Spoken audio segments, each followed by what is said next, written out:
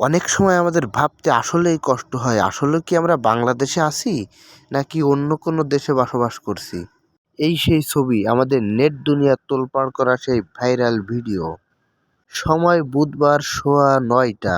বাংলাদেশের নরওয়ে প্রবাসী সাইদুদ্দিন বিমানবন্দরের ২ নম্বর গেট দিয়ে বেরিয়ে আসেন।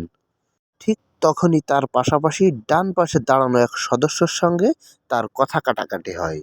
এরপর সে উত্তেজিত হয়ে সেই সদস্যকে ধাক্কা দিয়ে বসেন। এরপর নিরাপত্তাকর্মী ও আনসার বাহিনীর ৭-৮ জন মিলে তাকে বেধড় মারে। এতে তার চোখ মুখ মাথা ফেটে বিভিন্ন জায়গা দিয়ে রক্ত বেরিয়ে আসতে পর্যন্ত দেখা গেছে বিভিন্ন ফুটেজে।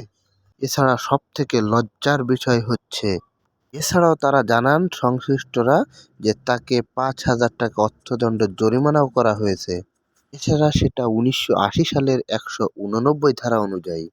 এতে বিমানবন্দরের সংশ্লিষ্ট কর্মকর্তারা বিষয়টি চেপে যেতে চেষ্টা করলেও ওই যাত্রীর রক্তমাখা শরীর ও বিভিন্ন সিসিটিভি ফুটেজ সামাজিক যোগাযোগ মাধ্যমে ছড়িয়ে পড়তে শুরু করে।